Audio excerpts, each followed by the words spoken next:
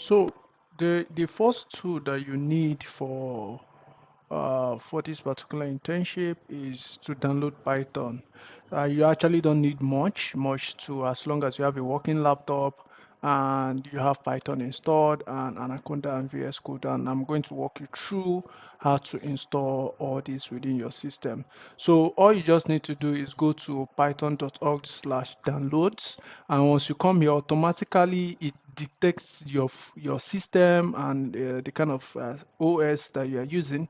So if you're on Linux, this will change. This download will be for Linux. If you're on Mac OS, it will also change for Mac OS. If you're on Windows, because I'm on Windows, that is why it's displaying for Windows. Then you click on, but if it doesn't display, you can just come down right here and click on downloads and choose your operating system here, and then click on download. Once you click on download, this should not take much time, and then you have the Python download file within your download folder. All you just need to do is to click on it to then install it on your system. So because I already have Python installed, on my system, that is why it's showing upgrade now. But if you don't have Python already installed on your system, you shouldn't see this upgrade, right? It will just go ahead to tell you to install right away, and then you just click through, and it's quite self-explanatory and straightforward. So I'm not going to do this because I have Python already installed. Um, so once that is done, we've installed Python and we've installed it on our system. The next thing I want us to also install is VS Code. So there are two IDEs that we are going to be using. One is Jupyter Notebook from Anaconda. So I don't want us to download Jupyter Notebook as a single package. I want us to be using Jupyter Notebook from Anaconda, and there are a lot of reasons behind that, which we'll see during the program also. So for VS Code, just go to code.visualstudio.com/downloads, and then you should be able to see different OS version of the system of the package. Then you just pick the one that match your system, and be careful to look out for some Windows systems use 32 bits. So if your Windows is 32 bits, make sure that you are installing 32 bit and not 64 bits.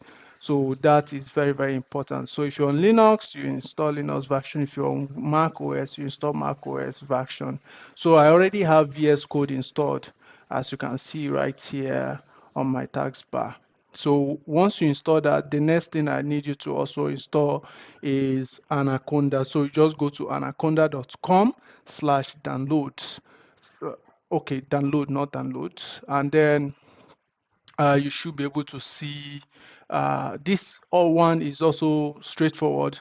Just click on get started. I think they normally require you to put in your email. So you just put in your email address, and then they will send you the download link directly to your email, and once you click on that, you should be able to download, or you wait for this screen to pop up. Once this screen pop up, as you can see here, we have Windows, the same thing, Windows, Mac, and Linux. Because my system is on Windows, so it's already detecting that I'm using Windows operating system. So for Windows, you just click on the download. For Mac, you click on the download.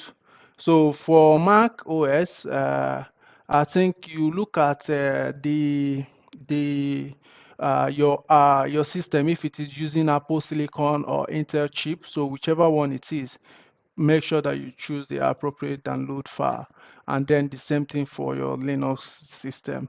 And once that is downloaded, so what you just need to then do is just under your downloads, the same way you did for Python, you just click on it to install it on your system. And once you've installed it, you can just come to your search bar and type in Anaconda. You should be able to see Anaconda Navigator, as you can see here. So once you click on Anaconda Navigator, this is how it looks like. So you have pre-installed or that comes with Anaconda. You have the Jupyter Notebook, as you can see here, and then Jupyter Lab. But what we'll be using mostly is the Jupyter Lab. So let me also quickly show you how that looks like. And this probably is going to be like a sneak peek into how Jupyter Notebook and also Jupyter Lab works. So let me bring this over here. So as you can see from my screen, so once you click on, so just click on Jupyter Lab Launch. Once you click on it, it will open on your browser, on your default browser. Um, I'm not using Jupyter Notebook directly, but in the background, whenever we start any kernel, it's using Jupyter Notebook. So, but Jupyter Lab just helps us to, have this more organized interface, to work with our file. So, if I want to create any Jupyter Notebook, I just need to click on Start Kernel, and then I will be able to have this interface, and automatically, you can write your code and run your codes. So I can do print, the usual normal beginner, first beginner code, which is what? Hello world. And if we run it, so I use my command shortcut keys to run it, which is Shift Enter to run the code. But as you can see this cell, if we look at up here, so there is the interrupt kernel that is already executing kernel. You can stop it. This is to run the current cell that you are. So this is each of these inputs is known as a cell where you can write as much code as you want. So to run each cell, if you instead of using Shift Enter, we can use this button to also run this code. This is to paste. If you copy one copy a cell, you can paste in another cell, and this is for copy, this is for cut. So I believe we all understand these normal shortcuts. This is for saving, if you want to save this particular notebook in your directory. And then if you right click on it, you can rename, you can delete, cut, the same thing that we practically saw here. You can also create folders.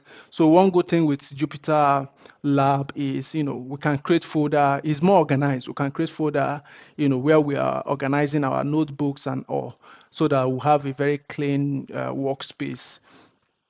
That is pretty much it. There is nothing so difficult and indirect. Everything is direct and also simple. So once you get this, you are ready to go, and welcome on board.